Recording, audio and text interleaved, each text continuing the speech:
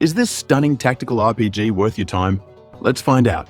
First off, Sword of Convallaria looks amazing. The mix of pixel art with modern effects like lighting and particles is really impressive. Imagine walking into a room with detailed pixel art furniture and birds and cats animated in the background. Then, a fireplace lights up with cool effects, and sunlight streams through the windows. It's similar to what Octopath Traveler did with its mix of old and new visuals. The game mostly takes place in a small town called Convallaria. This town is beautifully crafted with little streets to explore and cliffs to overlook. Every location looks like a diorama. Players can walk around just to enjoy the scenery, even though it's possible to jump straight to NPCs with quests through the menu. The art team's effort shines through, making it a pleasure to explore. Every NPC with dialogue gets a character profile.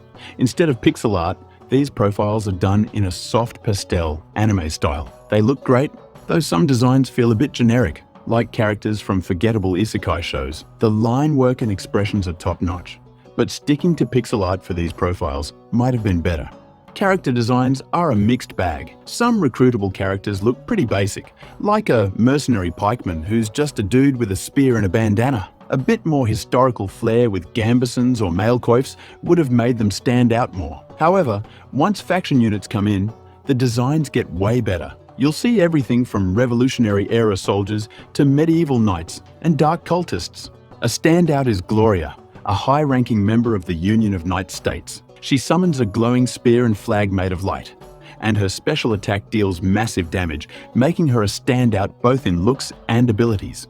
Now, let's talk about the ports. The Steam version of the game clearly shows that the controls were designed for touchscreens. For example, to summon units, players have to drag cards down like on a phone. Moving around requires clicking like an old-school MMO, or holding down left-click to use a mobile-style joystick. It's not ideal and feels a bit cheap. These control issues don't ruin the game since it's mostly a tactical RPG, but they do make exploration less enjoyable. There were also some odd moments during the playthrough. Animated cutscenes for big story moments looked like they were at 240p resolution, probably meant for phone screens and not scaled up for PC. Combat could be faster if the PC port allowed for quick commands or keybinds instead of making everything a clickable UI element like on a phone. Another downside is the translation. Sometimes it's fine, but other times the incorrect tense or awkward phrasing makes dialogue feel off. For example, one line describes a faction as the Union of Knights States, a national alliance composed of 13 knight states with great military power, or when a character compliments another with, "You are ingenuity." These issues don't ruin the story, but do undercut emotional moments. Sword of Convallaria has 3 main modes, but only 2 are available in the demo. The first is Fate's Journey, where the game starts with the character dying during a city riot. In this mode, allies are summoned to battle in a limbo version of past events to gain the ability to change fate. It's a bit convoluted and, honestly, dull. This mode serves as a tutorial for units, combat types, and abilities, but it goes on for too long and makes the game seem overly simplistic.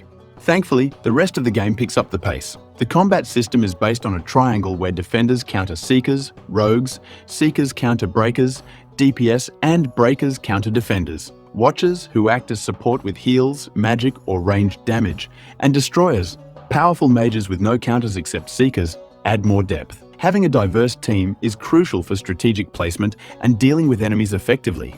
Units can be equipped with crafted or rewarded gear, and they level up after missions. No need to worry about some units hogging experience since XP is evenly distributed. Units can also be left in the training ground to gain experience over time, or sent to the Haven to recover stamina. If a unit's stamina hits 0, they can't be used until they rest.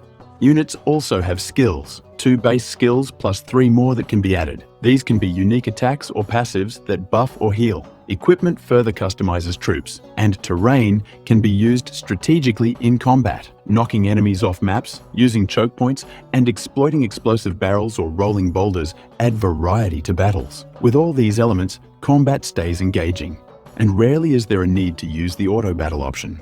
The heart of Sword of Convallaria is the town itself. Convallaria has several buildings that serve different purposes. There's a sanctuary for temporary buffs, a workshop for permanent combat abilities, a forge for making gear, a tavern for recruiting units, a town square for shops, a training ground for leveling units, and a haven for restoring stamina. Upgrading these buildings with coins and resources adds another layer of management.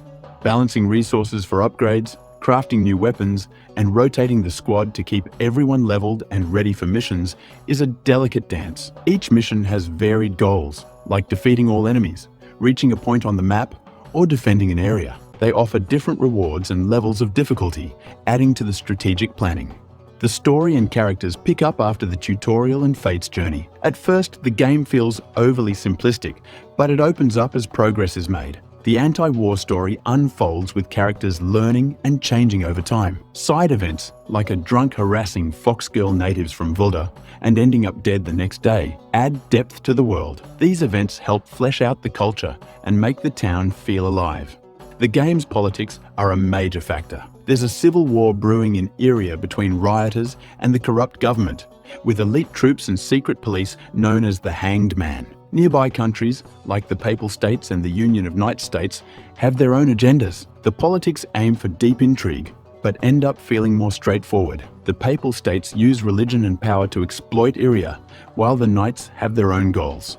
Understanding these political dynamics isn't too complex, making the political drama less engaging than it could be.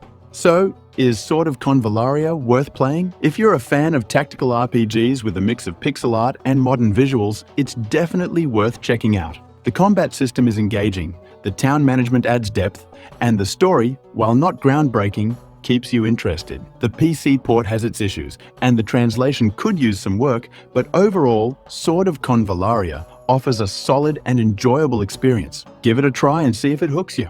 Thanks for watching. If you enjoyed this review, don't forget to like, comment, and subscribe for more game reviews. See you next time.